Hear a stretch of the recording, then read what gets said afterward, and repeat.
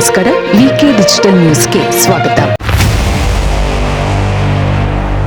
ಗಣೇಶನ ವಿಸರ್ಜನಾ ಮೆರವಣಿಗೆ ವಿಕೋಪಕ್ಕೆ ತಿರುಗಿದ್ದು ಮದ್ದೂರು ಇಂದು ಕೂಡ ಕೊತ ಕುದಿಯುತ್ತಿದೆ.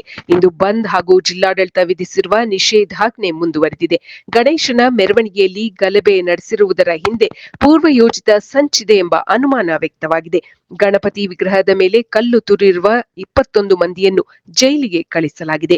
ಗಣೇಶ ವಿಸರ್ಜನಾ ಮೆರವಣಿಗೆಯಲ್ಲಿ ನಡೆದ ಗುಂಪು ಘರ್ಷಣೆಯನ್ನು ಖಂಡಿಸಿ ನಿನ್ನೆ ಬಿಜೆಪಿ ದೋಸ್ತಿ ಪಕ್ಷ ಜೆಡಿಎಸ್, ಬಜರಂಗ ದಳ ಹಾಗೂ ಹಿಂದೂಪರ ಸಂಘಟನೆಗಳು ಬೃಹತ್ ಪ್ರತಿಭಟನೆ ನಡೆಸಿವೆ. ಮಾಜಿ ಸಂಸದ ಪ್ರತಾಪ್ ಸಿಂಹ ಹಾಗೂ ಜೆಡಿಎಸ್ನ ಯುವ ಘಟಕದ ಅಧ್ಯಕ್ಷ ನಿಖಿಲ್ ಕುಮಾರಸ್ವಾಮಿ ಪ್ರತಿಭಟನೆಗೆ ಬೆಂಬಲ ಸೂಚಿಸಿದ್ದಾರೆ.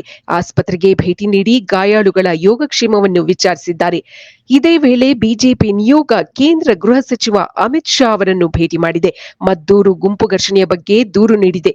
ಬಿಜೆಪಿ ರಾಜ್ಯಾಧ್ಯಕ್ಷ ಬಿವೈ ವಿಜಯೇಂದ್ರ ನೇತೃತ್ವದ ನಿಯೋಗ ಅಮಿತ್ ಶಾ ಅವರನ್ನು ಭೇಟಿ ಮಾಡಿದೆ. ರಾಜ್ಯದಲ್ಲಿ ಪೊಲೀಸ್ ವ್ಯವಸ್ಥೆ ಸಂಪೂರ್ಣವಾಗಿ ಕುಸಿದಿದೆ. ಹಿಂದೂ ವಿರೋಧಿ ಪ್ರಕರಣಗಳು ರಾಜ್ಯದಲ್ಲಿ ಹೆಚ್ಚಾಗುತ್ತಿದೆ ಎಂದು ಬಿವೈ ವಿಜಯೇಂದ್ರ ಹೇಳಿದ್ದಾರೆ.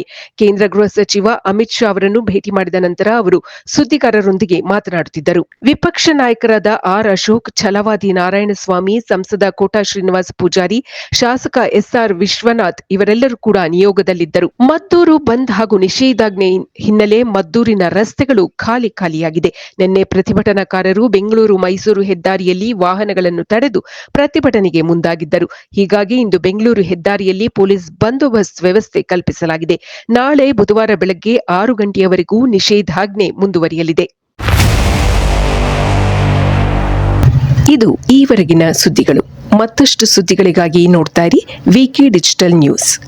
ವೀಕ್ಷಕರೇ, ವಿಕೆ ಡಿಜಿಟಲ್ ನ್ಯೂಸ್ ಯೂಟ್ಯೂಬ್ ಚಾನೆಲ್ ಅನ್ನು ಲೈಕ್ ಮಾಡಿ, ಸಬ್ಸ್ಕ್ರೈಬ್ ಮಾಡಿ ಮತ್ತು ಹೆಚ್ಚಿನ ಜನರಿಗೆ ಶೇರ್ ಮಾಡಿ.